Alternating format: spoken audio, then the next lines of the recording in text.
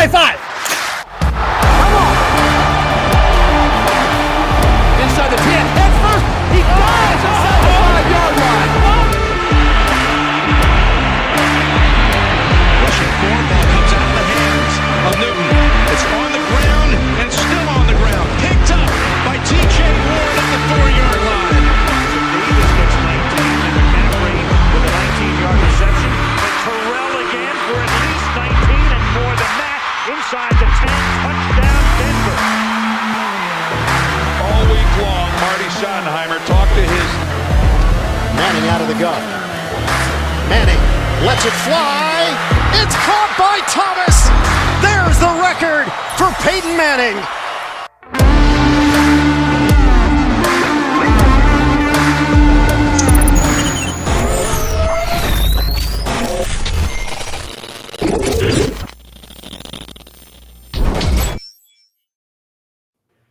And welcome to the show, everybody. I'm Undungus Creevy, joined today by my co-host Glenn Hauser, a 6'10", and we'll see if I let Mr. Boggins in because he's late and I hate him right now.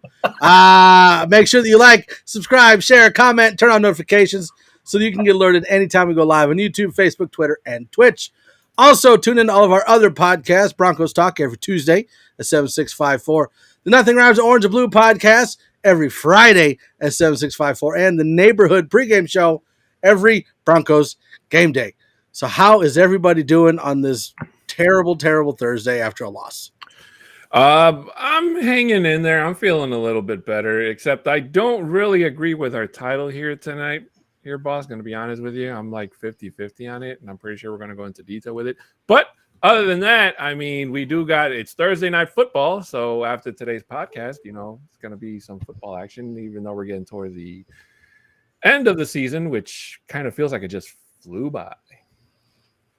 So apparently Adon doesn't like a volleyball in a movie and our rookie guard with the belly, apparently. But dude, I'm over the loss. Onward and upward. Coming back home with the Lions.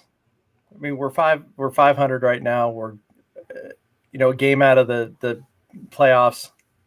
There's nothing to be moping about. I mean, did anyone really expect at the beginning of the season that we were going to win that game? I don't think so. Hey, Mo. Just for the record, is that mentioning Dan Quinn or Quinn Miners? Because now I'm confused. It was Dan Quinn.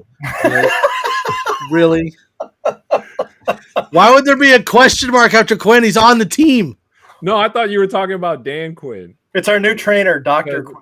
Because I know Dr. Quinn, medicine woman. Because I know some of our... That's what we're doing now. Our hosts on this channel wanted to bring in Dan Quinn as a possible replacement as head coach. So that's what I thought it was. So okay, we'll get there. We'll get there. You're putting the something before the something. I don't remember what it's called. I forget. Wagon before the horse. There you go. I forgot to say there. Cart before the horse. So we might as well go ahead and dig into that Chiefs game. I legitimately thought that Denver had a chance in that game. And this game, more than any other game this season, has proven that Denver is a defensive team whose offense can't keep up. I thought we had that fixed, or at least better. Mm-hmm. Turns out, no, we don't. The defense carried the team again. We had plenty of opportunities to beat the Chiefs. I mean, the offense, their offense scored, 9 points? The rest was on defense and special teams. Right. So I legitimately thought we had a shot, and no. You know what? It really sucks, especially coming and I said this 2 days ago. It's this flip-flop effect on the offense is really frustrating. The big game they had against the Cowboys, and then they flounder against the Eagles, and they go off a bye week, come off of that. Fear the belly. Fear the belly. They trounce the Chargers, and it looks like everything is on the up and up, and then we just kind of flatline offensively anyway against the Chiefs. And that's a really big problem going forward, and it's getting really, really hard to kind of stay on the Teddy Bridgewater bandwagon, because it kind of feels like whenever people start to get off, he does something great, and then people are back on. And then the following week, he goes out and he does something. I mean, so far, this is the worst game he's played as a Bronco, honestly. So hopefully, and I know every quarterback has a bad game. Hopefully this was Teddy Bridgewater's and we don't have any more going forward, but the offense needs to improve drastically because it's getting close to playoffs. This team can still make a run for not only for the division, but get a playoff spot as a wild card. And even so, they need to be on their up and up when the postseason starts, if they make it that far. I mean, our last 5 opponents, and I don't know if this is in the correct order, but it is actually in the correct order. Lions, Bengals, Raiders, Chargers, and Chiefs. Yeah. I mean, all winnable games. All winnable games. Mm-hmm. I'm not saying we're going to string together a 5-game winning streak, but I do not expect us to bomb out in all those. And this weekend is a little bit scary. I will be honest with you, but just to piggyback on what Mike was saying in regards to the defense. I mean, I don't know what you guys think, but Kelsey caught that ball. Kelsey fumbled that ball. Simmons picked up that ball. And that should have been a touchdown. I'm sorry, but when you are able to move the ball to one arm and start to tuck it, you have possession of the ball. Yeah. I know it's hard to play the what if game, but what if the Broncos had scored that defensive touchdown? That is a whole different game at that point. Mm-hmm. What if the Broncos had called timeout after a 20-play drive on a 4th and 2? When it was clear that Teddy and Williams thought Teddy was going to be, in shotgun, and Teddy was under center. They got to call a timeout there and get set. Yeah. I mean, we had the ball 11 minutes. We were inside the 10. I mean, we squandered a lot of opportunity there. It was not a blowout. Well, and I know that Rich kind of took a different view than I did on the Broncos Talk Show, because I talked about the 4th and 2 on the 9-yard line. Like, I don't care if you should be able to get those 2 yards. Don't run it up the middle when you know that the interior offensive line is one of the worst positions on the team. Like, that you're good at pulling the guard and running inside or out off the tackle. Why would you not do that? I don't understand. Like, throw a screen, go an old school pitch, like something other than running it right down the middle. Yeah, they were kind of counting on Javonte Williams' ability to kind of just not only truck through defenders, but kind of, spin and stay on his feet long enough to get to the goal line. But I wholeheartedly agree with you guys. That should have been called a timeout, especially if Javonte and Teddy Bridgewater kind of saw that they weren't aligned in the exact same position. They both had 2 different ideas. The offensive line themselves shifted an entirely different way, leaving one defender literally wide open to just run and tackle Williams before Miners could react. So, I mean, it wasn't the fact that they went for it. It was just the execution of it. It's not that they ran it. It's where they ran it. Not even how. It's where. Where, yeah. Don't run it up the middle. That is not our strength. And then, so kind of piggybacking off of that and going to Teddy Bridgewater, I mean, we were all pretty much aware at the beginning of the season what Teddy Bridgewater's limitations were. Like when he's coming into the team, you know what you're going to get because you've seen it year after year after year. There was a possibility that with the right surrounding cast and the right coaching that we could have had a 12, 13, 14 win team with Teddy Bridgewater. Mm-hmm. But what we're seeing now and some of the issues that we're having with Teddy are things I wasn't expecting, such as he's missing a lot of his reads and progressions. He's just flat out missing them, which is not something that he's known for. I mean, I know that he checks it down a lot, but not making it all the way through your progressions or reading the progression wrong or just flat out missing someone that's open. That's not what he was brought in for. That's not what he's known for. And so I think that's what's the most frustrating is we know that Teddy is the best quarterback on the team. And if he's doing that, what do you do at that point? I honestly don't know, to be honest with you, but it seems like almost everything that could go wrong offensively in that game actually went wrong. As my co-host Rich mentioned earlier in the chat, the Broncos went 3 and out back-to-back drives. And it started to feel like the Broncos old. It almost made you feel like you were watching a video of the Broncos from like the past 5 years post Super Bowl 50. And, it sucks because the defense went out there and they played a hell of a game, and they took advantage of a Kansas City offense that's still out of rhythm to this day. They are not playing as the, Kansas City offense of old. And while the Kansas City defense has improved to some extent, the offensive line was just not able to take advantage of it fully as other teams at the beginning of the season were kind of starting to do. But, I mean, it just basically George Paton paid these guys these wide receivers a lot of money, and Teddy Bridgewater and Pat Shurmur's schemes are not using them to their abilities. There was only one play where Teddy Bridgewater threw the ball heavy downfield, and Courtland Sutton stopped on his run, which is like a rookie mistake you never do, and the ball almost got picked off. So this is something that it needs to change going forward. These guys they're tall wide receivers. Tim Patrick is really good at catching the football, but he can only catch the football if you throw it in his direction. And obviously the offensive line has to give Bridgewater the time to, let the route play so he can get into play. So these are all things that should have been corrected at the very beginning of the season, but unfortunately there's still issues that are still going on at this moment. And hopefully, and Pat Shurmur, we can't get rid of him, it seems so far. And it really sucks because behind him, it's not any better internally anyway. He's like the herpes of the Denver Broncos. Whoa. Well, they're like, and I don't understand not getting rid of him. Like, you've already seen the Giants get rid of Jason Garrett. Like, the offense is the problem. Get rid of the problem. Like, if we fail after that, we already know we're getting a new offensive coordinator, so who cares? But, like, we know that he's the problem, so why is he still there? And then you go into and I don't like to read into press conferences too much because it's like coach speak and player speaking.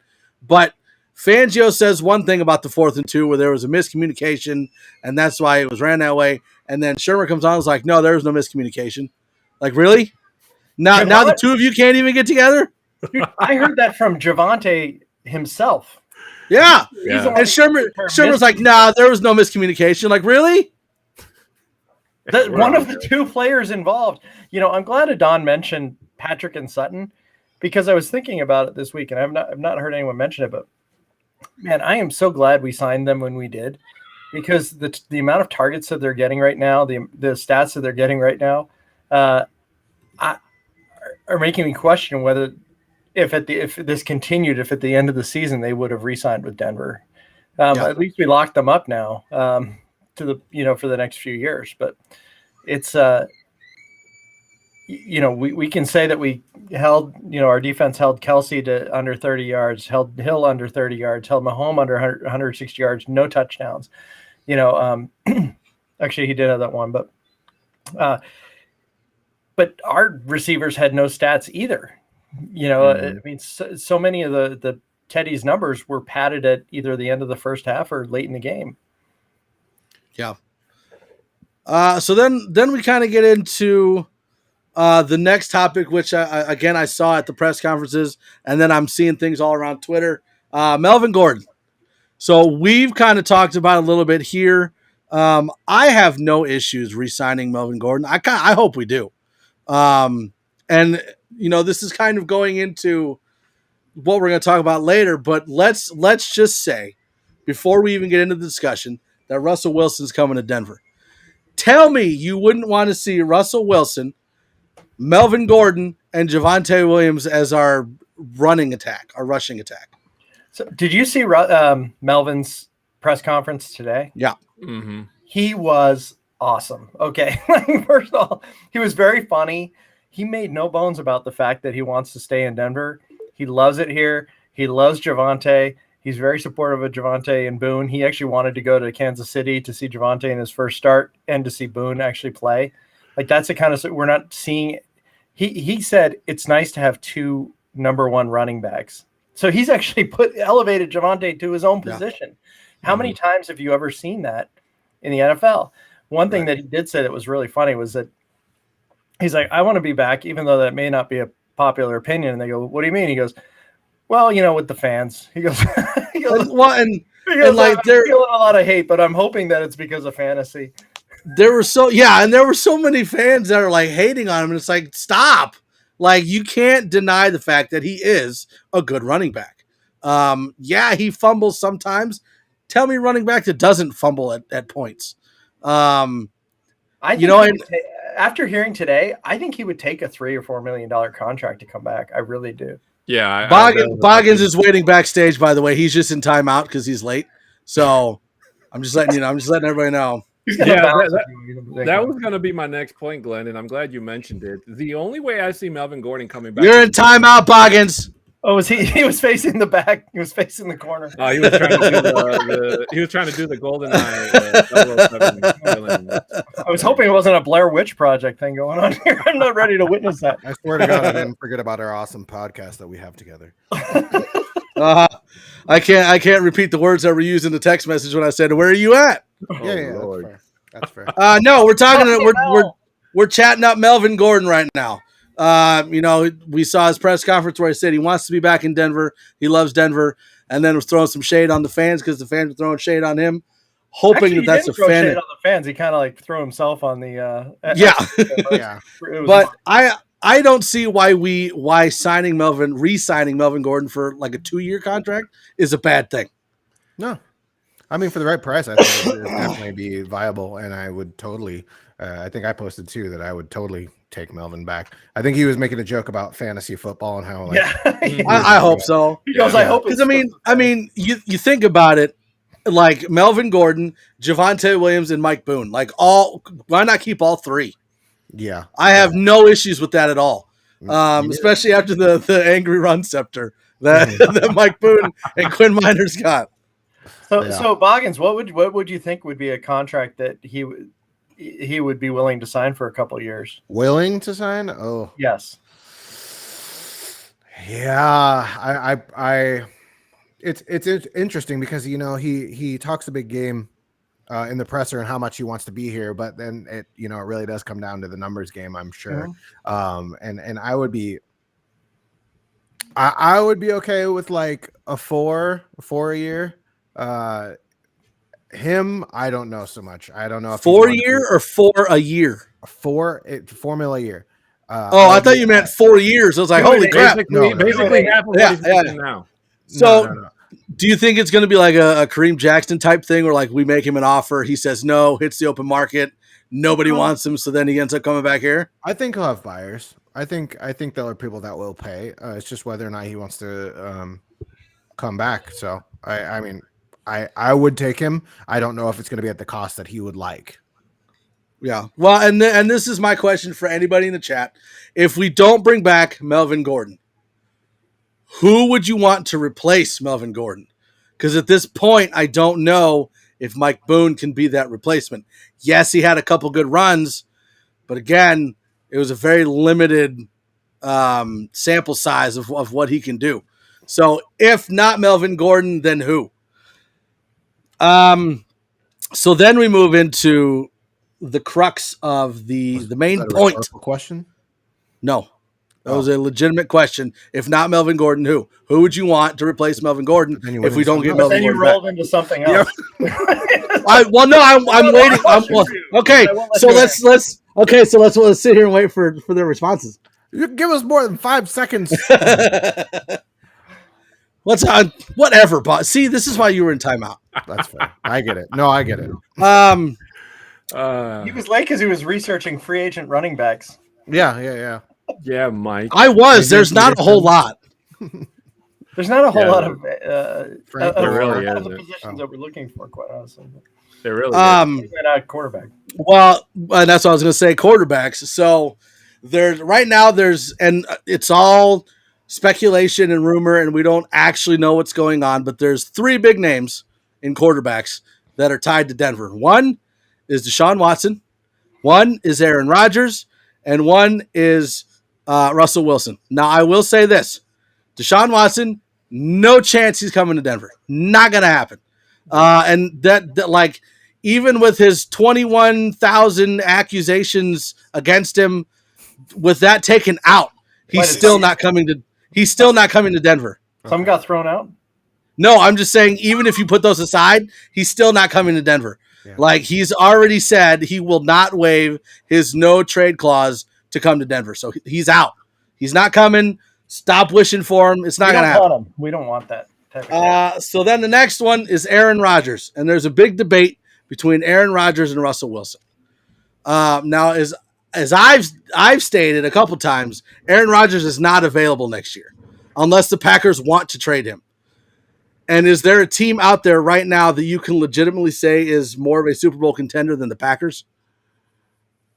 A team out there that is more of a Super Bowl contender? Yeah, than the Packers right now? Who?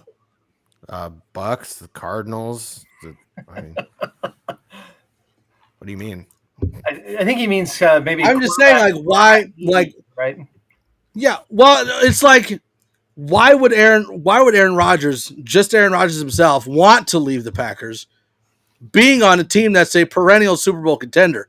Mm-hmm. And number two, after seeing Jordan Love play, why would the Packers want to let Aaron Rodgers go? They don't need to let him go. There's no incentive to let him go. I mean, but he also might not play. So right, but he's already shown with the holdout this offseason that he doesn't care. Like, he'll leave and go do something else.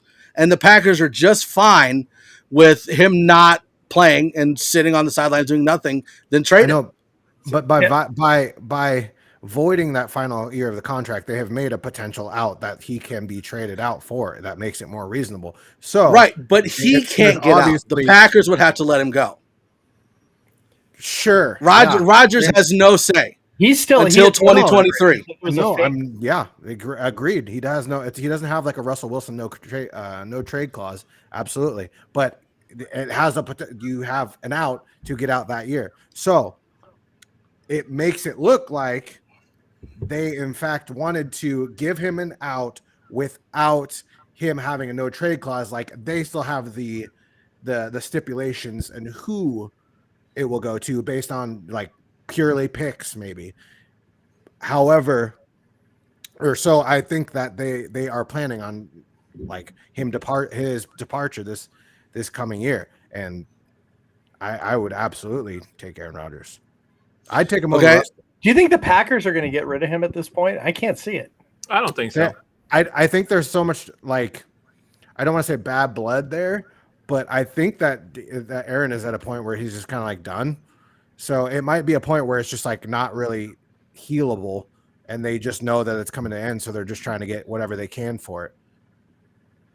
Okay. So then instead of a holdout, which is just like bad for everyone. So off of that, which situation is worse? Rodgers with the Packers or Wilson with the Seahawks? Seahawks.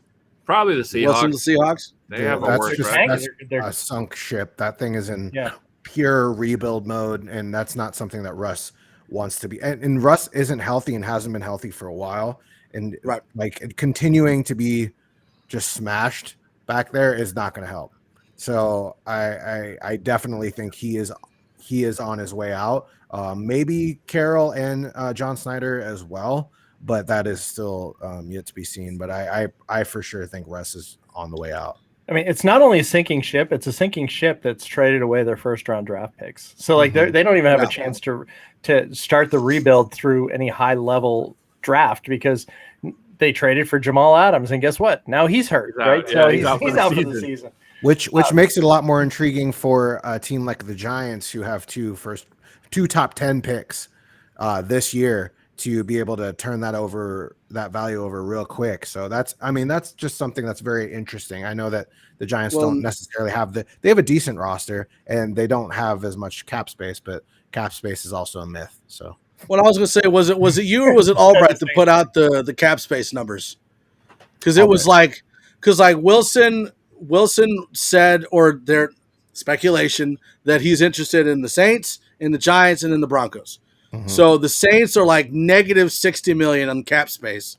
Yeah. But those, cap space is always. Yeah, but that's a lot. No, yeah, it is. It is. Well, they have to do a lot. They'd have to get very, very creative. Absolutely. I think they're the furthest away. Absolutely. But I do think salary caps are very restructurable, so it's not impossible. Yeah, and I think if in order for the Saints to get a Russell Wilson, how many of their star players or key players are they going to have to get rid of just to get him under the cap space? So that I think that's they might have. I know that you were going back and forth with Saints fans about who had the better roster. Oh my gosh, Denver or the Saints. But like if they've got to cut players to get Wilson in so that they're under the cap, like. Now you're definitely making a swing towards Denver having a better roster because you had to cut players just to get them on the team. Absolutely. Right. The players that we're looking at now wouldn't necessarily be the ones he'd be playing with for sure. Right. And so then the Giants have, what was it, $4 million in cap space, which is easily doable. But then again, they still need cap room to sign their rookies. So they're going to have to probably cut some players as well if they want to go after a Wilson. And then there's Denver, who's at what, 41 million? Yeah, and I've also heard Philly's still in the mix too, so that's not out of. And so and those what does were Gardner the three. have to do to get some respect around here? Yeah, Gardner Minshew. You see him with his dad. I'm like, that was a little. It is interesting because I around here there are sources as well. That's apparently Russell Wilson's mouthpiece. I forgot his name. Last name is Keith. He says that these aren't true, but yeah, I mean that's what sources are, right? I mean you're always taking it with a grain of salt, and things change also. So, but it's something we can definitely get excited about because I think I think that Russell is most likely out of there, and I think that we are a prime opportunity or a prime spot for Russell to potentially land. If Russell Wilson and Aaron Rodgers depart their current teams, we have a good opportunity to pick one of them up. It's one of those things too with Russell is like, the original sources said 4 teams and we were not one of them. In fact, the Bears were one of them. Yeah. And now the second list comes out and we're one of them and we're like, well, I trust these sources. Yeah. I mean the Bears thing, they even flew out to see Russ, and then or maybe the other way around, I don't remember, and then they were just like changed them. Seahawks were like, actually no. So like it was attempted. It just didn't. Things sometimes don't pan out. Yeah. Oh, you're done? I was waiting for there to be another point. Oh, was that no? No. How many points does one man need to make in a? I know. A lot because he was late. I'm catching up. Good. So then the next question. Oh, well, okay. So Boggins, this one's for you. Why would you choose Rodgers over Wilson? I mean, you're looking at what, 38 to 33? Yeah, but that's one of the things that I actually might like a little more because I think it gives you an opportunity to use Aaron for the next couple of years and then be able to maybe groom another quarterback underneath him. And I think that Aaron Rodgers is playing at a higher level than Russell Wilson is currently. And I really like the idea of getting Aaron Rodgers and Nathaniel Hackett from Green Bay and kind of pairing those two instead of like Russ and, bringing in Dan Quinn, who's, obviously the defense. And then you kind of just, some other offensive coordinator, but I really like Nathaniel Hackett, and I really like, I personally like Aaron Rodgers play better currently than Russell Wilson. See, thanks for mentioning Dan Quinn because Adon originally thought it was Russell Wilson and Brady Quinn as a quarterback. That's fair. It could be. That's or Dr. Theory. Quinn as our new strength and conditioning coach. Yeah. I have my keeps tripping over the dress. So just... Okay, so let's say either way we get Rodgers or we get Wilson. How does that change our draft and our free agency haul? Are we focusing more on offensive line rather than defense? Are we focusing more on focusing on defense instead of the offensive line? Because we know that Russell Wilson gets hit a lot and he gets hurt a lot because he gets hit a lot. At that point, are we trying to get another center to replace Cushenberry? Are we drafting one? Are we going free agent for offensive line, or are we still trying to build the defense? You know what is real interesting is that George Payton has put us in such a good position. Whoa, that's a tough sentence to say. That that even if we were to say Albright put out a guesstimate on what the value would be for Russell Wilson, and it was 2 firsts, a second, a rookie player, and maybe another pick, maybe a day 3 pick. At that rate, we would still have 8 picks. Well, it wasn't a rookie pick. It was, he said Fant, I think. Mm-hmm. Or no, sorry, not rookie pick, rookie contract. Still, someone's still on the rookie contract. Oh my gosh, in a heartbeat. Oh yeah. But we would still have 8 picks, and we would still have another second and another third this year because of the Von Miller trade. So, Right. like, I would have to think that would be taken into account by whatever quarterback that, like, we not only have a stacked roster, like we will be able to incorporate more and maybe be able to promise like a say in contribute in these new rookies that are coming in as well. Like we have a lot to give in this scenario. So was that for Russ or was that Rodgers? Russ. So why wouldn't you? We'd have to give up Drew because Russ needs to be able to get number 3. Oh God. No comment. I did that. How dare you even bring that up? You knew it was coming, Mike. Okay, so we're talking a bunch of hypotheticals about coaching and quarterbacking. Do we actually think at this point that Vic Fangio is not coming back? I think these next 5 games are going to really prove it's kind of like a make or break for Vic Fangio. Obviously, his defense has played really, really well these last 2 games since the bye week. A lot better than, say, after the first 3 games. But it hasn't been to a point where I would say, where it's like guaranteed save his job. Because if he was just defensive coordinator like he was in Chicago in previous years, then yeah, no doubt. But the offense needs to pick itself up as well, because the defense, we're seeing that, they're getting better, and which is perfectly fine. But Vic Fangio needs to find a way to get the offense up and running. And as much as we all know that he's more than likely going to use Pat Shurmur as a scapegoat, that might not be enough to convince George Payton that getting rid of and replacing the offensive coordinator would solve all the issues. Now, we do know that Vic and Payton seem to be on good terms, and they seem to be good friends. So They shouldn't be.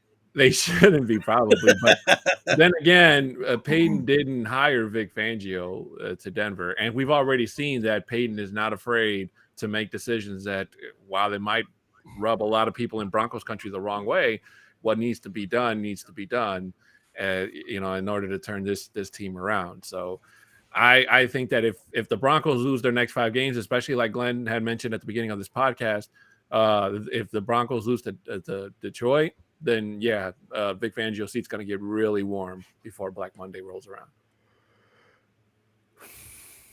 Yeah. Nothing. I thought Nothing. So I bounce back and forth. Last week I'm like, no, I think he could be back, but with an offense, with changes in several of the coordinators. But the fact that there's not been any sort of changes made, and that's what's driving all of us crazy. Like, if you made any level of change, if you took any accountability, like, someone asked him about, what happens during, a win like that. Well, it's the coaches and the players, but when something bad happens, it's the players Didn't execute. Right. Yeah. They didn't execute. And right now I don't see it. I don't see him coming back. And, there's some interesting things have happened in the last couple of weeks in regards to some of these offensive coaches that we've touted. Joe Brady from the Panthers loses his job mid-season. I mean, did people really see that coming? And then Brian Dable, who has been Boggins loves him. He's been one of these guys that we've expected to be a head coach perhaps next year. he got called out by McDermott the other day after the Patriots game. It was to me, it was pretty uncalled for. I didn't think it was it was all too justified, but I mean, he's been put on notice. What happens if they lose their next 2 games or they don't make the playoffs? He's probably gone. Mm-hmm. Yeah.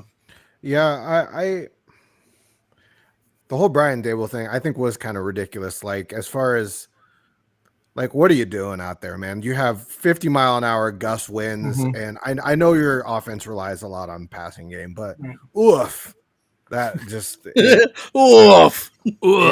it was not. I know, but for the head coach to not deflect. No. I mean, that shouldn't be. And it's weird that McDermott did it because he doesn't seem like that type of guy. But as far as Vic Fangio goes, I really think he lives and dies with the playoffs.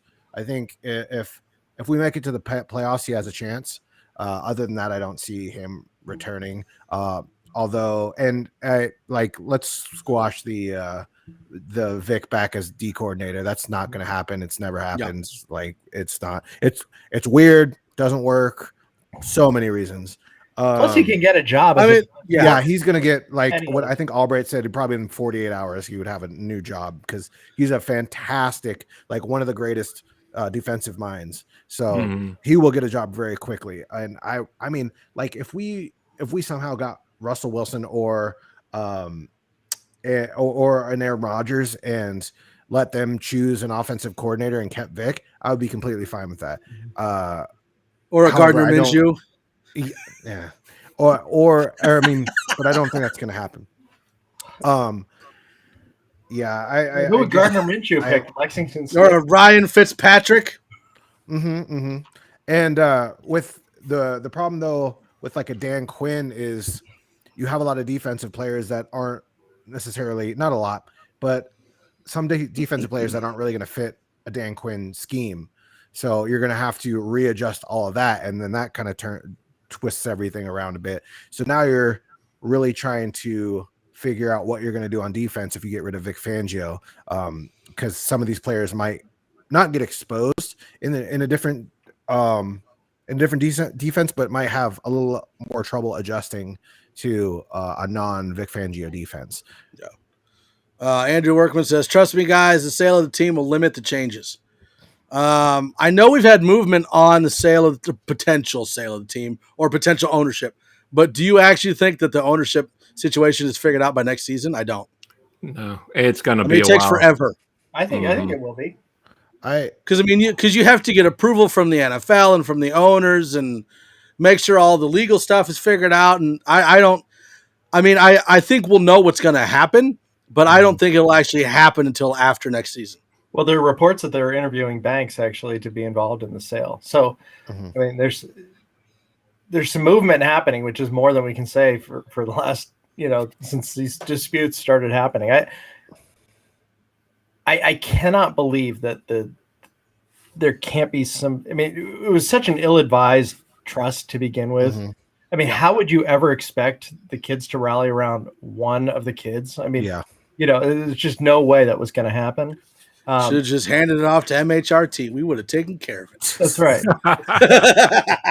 That's right. I mean, we might have been late to the show, but we would have taken care of it. Oh, yeah. Which of the MRTers would have been the Johnny of the Bolin family? Johnny. Mike. It's gotta be Johnny. That's us. Johnny. Yeah. What do you mean me? Nothing. Sorry. No, you're responsible. You have like 17 kids. Mike's like, I'm the blood of Nebraska. 17 kids. Steve says, didn't we do it? The ownership thing is going to affect it that much, to be honest. Like, I mean, we've been going through coaches now for a while, and the Bolin situation hasn't been stable for quite a while. So I don't think it's really going to affect it that much.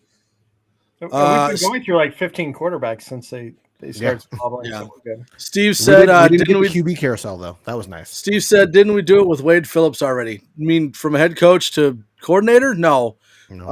He left because he wasn't going to go from coordinator to head coach and didn't want to coach under Vance Joseph. Vance Joseph. Yeah, he said he would leave if they brought in a defensive court or a defensive-minded coach, and they brought in Vance Joseph because that would have changed Wade Phillips' scheme. So Wade was not having the time of his life. I'll be honest. No. Jeez. So yeah, I think we kind of need to. At least I've had to accept that Denver is more of a average team. At times they play really bad, but at times they play really good. So I think instead of looking at the 11, 12 wins that we had predicted at the beginning of the season, we're looking more at like 8 or 9. And I mean, even 9 wins, they still have to win 3 out of their next 5. And so, I mean, you got Lions, Bengals, Raiders, Chargers, and Chiefs. It's possible. But then who do we beat? I mean, I think the Lions could be one that we should beat. Mm-hmm. The Bengals are kind of like the Broncos. You never know which one you're going to get. Mm-hmm. The good or the bad. The Raiders, like a bunch of Broncos. the Raiders, they're up and down. Now they're down. They could go back up again. Who knows? We already beat the Chargers. I don't think we beat them again. And then I think the last game against the Chiefs depends on if they're in the playoffs, if they have the bye or not. Depends on Drew why they Lock. wouldn't. If Drew Lock's in there. Yeah. Yeah. Saves everything. We can throw a bunch of Chiefs. We can throw a bunch of interceptions. Make Daniel Sorensen look really good again. Yeah, give him another shot. Hey, I noticed Honey Badger wasn't waving his arms at Sorensen when he was running touchdown. Not that. I didn't hear anything about Honey Badger calling out Cam either. So I think we escaped that one. Truly no pun intended, but the wild card with the Chiefs game at the end is exactly what you're saying, Mike. If they're in the playoffs and there were 17 games into the season, they may legit want more than ever want to rest some of these starters. Do they rest starters against a division rival? Get our complimentary win. Yeah. I mean, we get our freebie. That could happen. Yeah, no, I know. That's what I've been like dreading the whole year though, because like I don't want that. Because once you saw it in week 17, you knew just based on how good the Chiefs were going into the season, you're like, man, is this game even going to be? It'll be great for me though, because I have a bet with my buddy every year that like if a team sweeps, the person has to buy that other person's a merch of whatever. So nice if we get that obligatory win, Denver vintage 47 jerseys. T-shirt. Well, it's the $40 maximum, so it's not that crazy. $40 bag of cheese. That's inside joke. Oh my god. Okay, so I'm not even sure where to go from that. So along with Russell Wilson talk, there's been coaching talk, and I think the big one is Dan Quinn right now. And Boggins, you already kind of talked into Dan Quinn a little bit about how some of the players might not fit with what Dan Quinn's got going on if he is brought in. But if Russell Wilson is the guy that is brought into the Broncos, he is going to probably have some sort of say in what coaches he wants to work with. Absolutely. I would not have a problem with Dan Quinn as head coach and bringing in Darrell Bevell from the Jaguars as offensive coordinator. And this is why I say that. Because Darrell Bevell was the coach the worst decision in Super Bowl history. Are you kidding me? I'm sorry, but he's the one that drafted Wilson. He's the one that worked with him, the one that got him where he is. Yes, he did. I'd rather bring Shermer back. Yes, he did. Yes, he did. Man, that's just like the worst take I've ever heard. That's fine. That's fine. Go ahead. Yeah, I'm not big on Dan Quinn. The Bevell thing. Oh, if the Broncos are going after Bevell, I would want him to be the head coach. Oh my god! Ha! You thought my take was bad. Eat it. Wait, are we talking about the same Bevell? Darrell Bevell, he's the Jag. He's the Jags offensive. Just got back in his car. I was talking about the one from the Bills. That's Dable. My bad. That's Brian Dable. That's Brian Dable. Yeah, I want Brian Dable as the coach. You switch the B's and the D's. Yeah, it's just the B's and the D's. So I would want Dable as the coach. Just look at what Dan Quinn did when he was in Atlanta. I mean, he only had one really, really good season with with Matty Ice, and they almost won a Super Bowl. So, but unfortunately, almost winning a Super Bowl, as we know, doesn't really cut the mustard. So He had a lot of successful seasons. He had 4 good seasons in Atlanta. But it's only one. But Dan Quinn is one of those is clearly like the pandering to Russell. Like that's why his name is being brought up. I mean, he's doing well with the Cowboys defense, and of course, like I think Albright had thrown that out there, and then the next week was the game against the Cowboys, and the Broncos just absolutely dismantled them. So it's like and you see Kellen Moore and Dan Quinn standing on the sideline as like 2 of the coaches that were considered. But I from an offensive standpoint, Boggins, who do you think would be a coach that Russell would want either as a head coach or as an offensive coordinator? Like who would match with him? Darrell Bevel. Ryan Dale. Get out of my face with that stuff. Ryan I honestly don't know. That's a good question. That's a good Matt question. Nagy. I would like to. I mean, Dable would be great for Russ as far as like the passing attack, because Russ loves to let himself cook. As one would say over here in the Pacific Northwest. I don't know. I had a Minnesotan accent there. I know, seriously. Like, what kind of accent is that? It's true to Don't get put on timeout again, Boggins. But with an actually like good running attack, and I mean, if we did that, I don't think Melvin Gordon, but we would resign Melvin Gordon. But yeah, I could see Darrell Bevel or a Eric Bieniemy. Bieniemy is what was that? What was that first name you said? Was that Darrell Bevel? I didn't mean to say. Yeah, I didn't mean to say. You said it. You said it.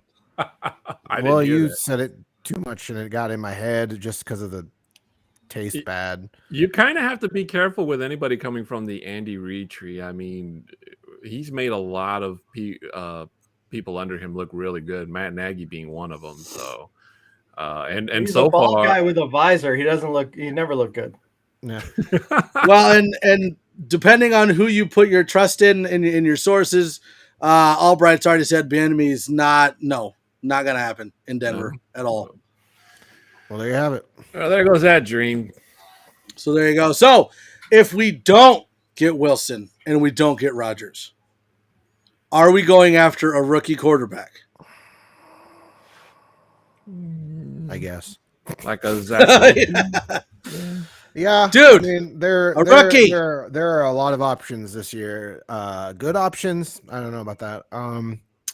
Yeah, I if we did go rookie, we would have to bring in another veteran to play while that rookie, I mean, would have to sit out for a year or halfway through the season until that veteran gets hurt because he's old, and then the rookie prospers. So Tyrod Taylor.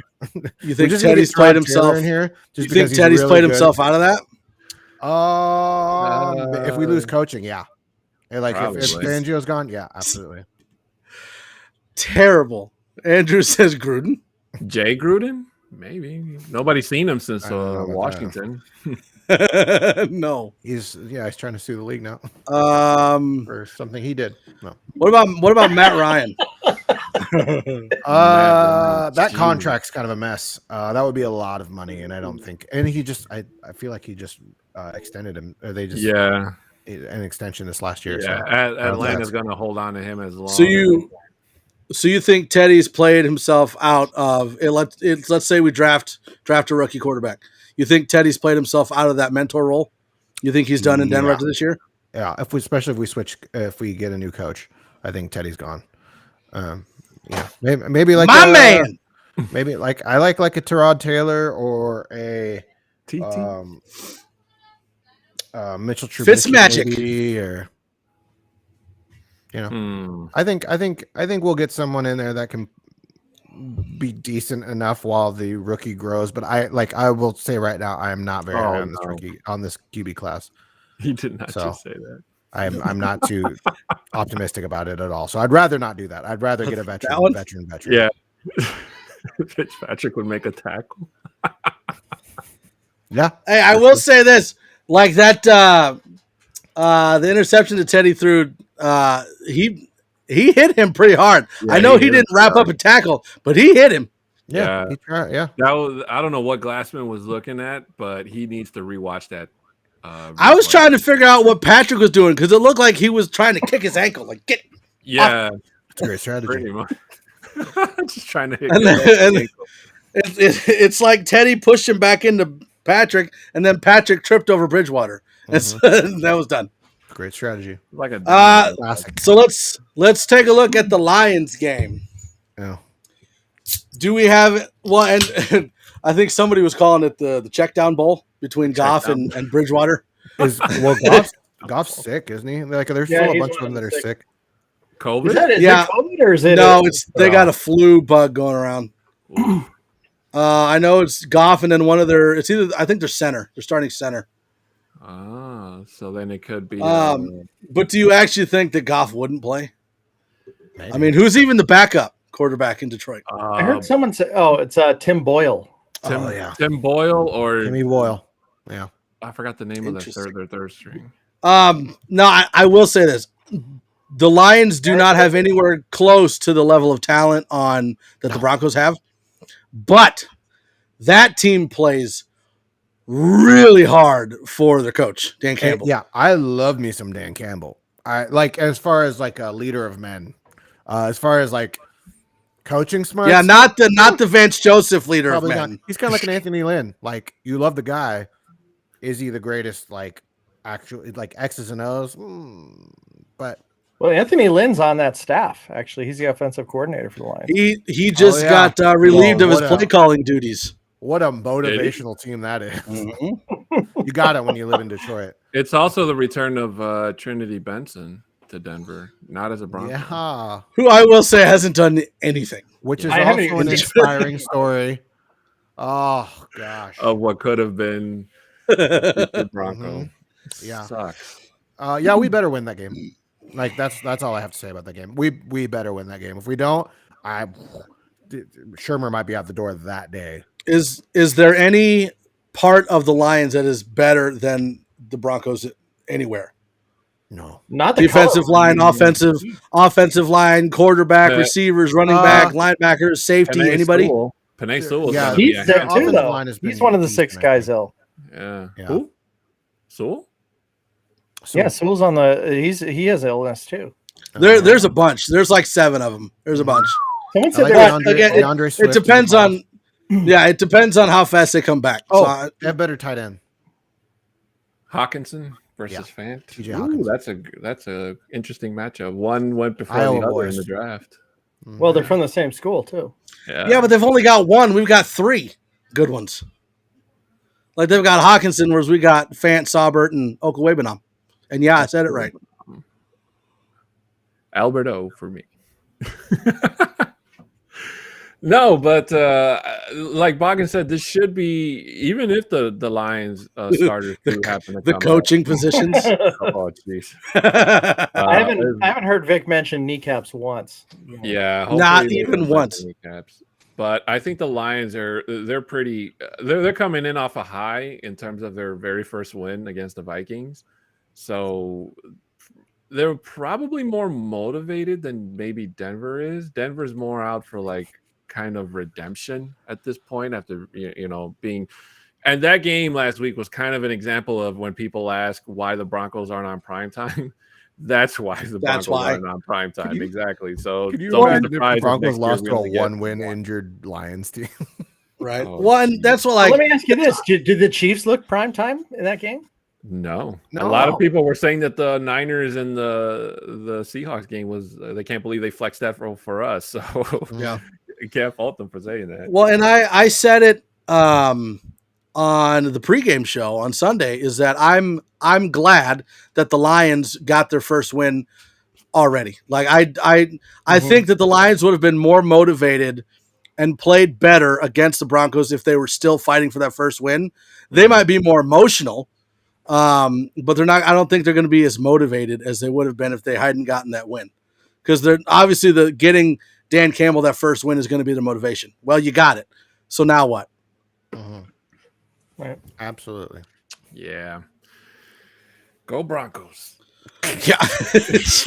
All right. So final predictions for the game. What do we got? Let's go with a standout player, and the final score.